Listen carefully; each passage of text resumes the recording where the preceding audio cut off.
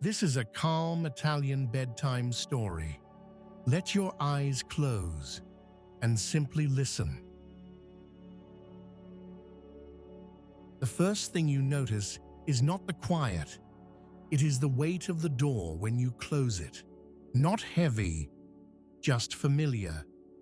The kind of weight that tells you the outside can stay where it is. The key is still in the lock. You do not turn it twice. Once is enough. In this house, once has always been enough.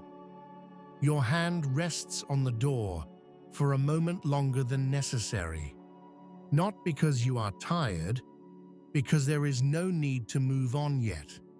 The entrance smells faintly of stone and fabric, jackets that have absorbed the day, shoes that know where they belong. You slide them off without lining them up. Italian floors do not expect symmetry. They expect presence. The hallway is dim, not dark. Dim in the way that lets you walk without thinking. A light from the kitchen reaches you before you see it. The kitchen is not active anymore. It is settled.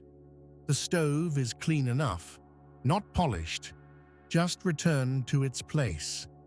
A pan rests upside down on the rack. Dry, done.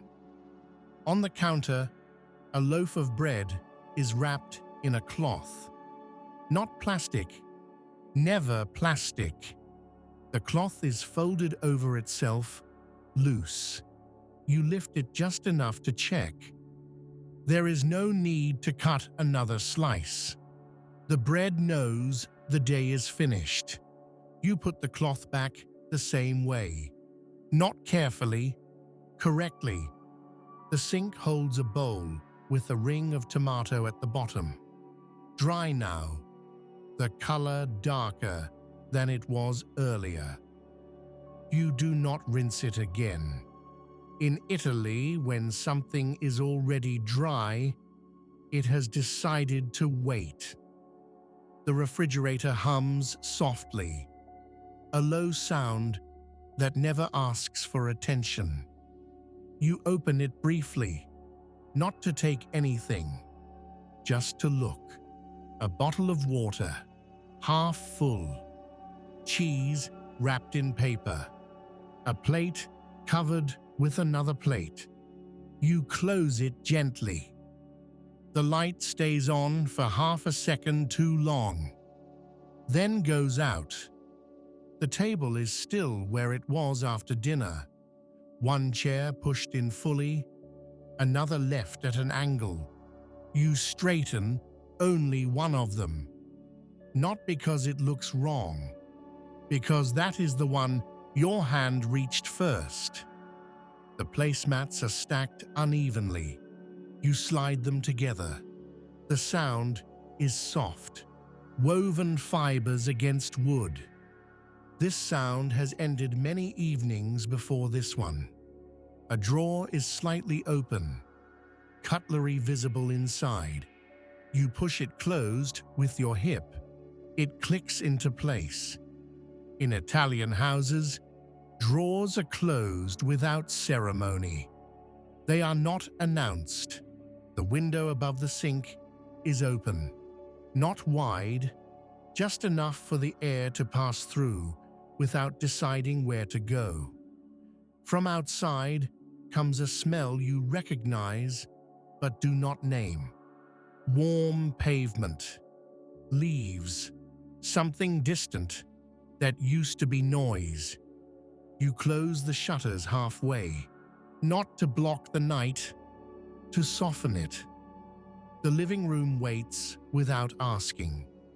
The sofa holds the shape of earlier hours. It does not demand to be corrected. A cushion has slipped to one side. You lift it and let it fall back. It lands differently, better. The television is off. The screen reflects the room faintly. Not you, the room. A small lamp near the bookshelf is on. It was not turned on for light. It was turned on because evenings like this one expect a lamp to exist. Books stand unevenly. Some lean, some do not. You do not fix them. They have learned how to stand together. On a side table, a folded newspaper from earlier in the day. You slide it underneath. Tomorrow can read it again. You walk toward the balcony. The door is already unlocked. You open it without sound. Outside, the air is warmer than you expected. The day has not fully left yet. A chair is stacked on another. You separate them and sit on the lower one. The metal is cool, not cold. Across the street, a window closes slowly. Not slammed, not rushed.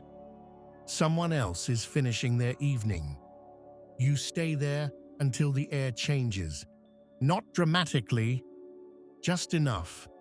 You go back inside and pull the door closed behind you. The sound is soft, complete. In the bathroom, the light is bright but gentle. You wash your hands longer than necessary. The water is warm, then cooler. You dry them on a towel that has already been used today. It is dry again. You hang it back in the same place. Italian towels return to where they belong. The mirror reflects you only briefly. You do not stop. There is nothing to verify. A cabinet door stays slightly open. You leave it that way. The corridor leads to the bedroom. The light there is already on. It always is at this hour. The wardrobe door is half open. Clothes breathe inside. You remove what you wore today and place it on a chair, not folded, not dropped, resting. You smooth the fabric once with your hand. That is enough. The bed is made loosely. Corners tucked with memory, not precision. You sit on the edge. The mattress accepts you immediately. From here, the sounds of the house rearrange themselves. The refrigerator hum is farther away now. The clock ticks softer. The street outside has emptied without announcing it. You turn off the light. The room darkens gradually, not all at once. The house does not go to sleep. It stays.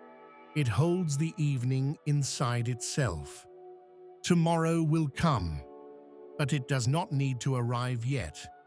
For now, the house keeps what remains of the day, and that is enough. The room stays dark for a while before your eyes adjust. Not because it is very dark, because the light has decided to be patient. You shift slightly on the bed. The fabric moves with you, making that soft sound that belongs only to sheets that have been washed many times. Not crisp, not new, reliable. Your feet slide out from under the blanket for a moment. The floor is cool. You press your toes against it briefly, then pull them back. Italian floors are not meant to be escaped. They are meant to be acknowledged. Somewhere in the building, a pipe clicks softly. Not a problem, just a reminder that the house is older than you. The sound fades. You turn onto your side. The pillow has flattened a little during the day. You fold it once, not neatly, and place your head back down. It holds. From this position, you can hear the street again. Not traffic, something lighter. A distant scooter, passing without urgency. A voice drifting upward, already dissolving before it reaches you. The voice is not speaking to anyone. It is simply existing. Your breathing begins to slow without instruction. You do not count it. Italian evenings do not count. They allow. Your hand rests near the edge of the mattress. The sheet has slipped slightly there. You pull it up, not fully, just enough. This is not preparation. This is continuation. The wardrobe creaks faintly as the wood settles. Clothes shift inside. Nothing falls. Nothing needs attention. Your mind moves briefly toward tomorrow. Not plans, not lists. Just a shape of time that has not arrived yet. It does not stay. The house seems to absorb it before it can form. From the kitchen, a smell returns faintly. Bread. Still, not stronger. Just present enough to remind you that earlier existed. You remember tearing the loaf instead of slicing it. The sound of crust breaking. The crumbs left where they landed. You did not wipe them immediately. You never do. They are gathered later when they decide they are done being there. This thought feels comforting, small, complete. A clock ticks somewhere behind a wall, not loud enough to be useful, not quiet enough to disappear. It marks nothing in particular. You roll onto your back again. The ceiling above you holds no decoration, just light and shadow. The shadow moves slowly as a cloud passes outside. The movement is barely visible, but your body notices. Your shoulders sink deeper into the mattress. Your jaw releases. You realize you have been holding your tongue lightly against your teeth. You let it rest. The silence becomes layered, not empty, layered. Fabric, air, distance. You hear someone upstairs move a chair, not dragged, lifted, set down carefully. Someone else is also finishing their day. You do not picture them clearly, just enough to know they exist. This is not loneliness. This is proximity without obligation. You turn your head slightly toward the window. The shutters are still half closed. Light from a distant street lamp slips through the slats. Not straight, broken. It rests on the wall for a moment, then shifts. You do not adjust it. The light has found a place to wait. Your breathing deepens again, not because you tried, because nothing interrupts it. Your fingers move slightly, rubbing the edge of the sheet. The fabric is worn thinner there. You have touched this spot many times before without noticing. The repetition feels grounding. Italian homes are made of these unnoticed repetitions. In another room, the refrigerator hum changes tone briefly, then returns to itself. You feel your legs grow heavier, not numb, anchored.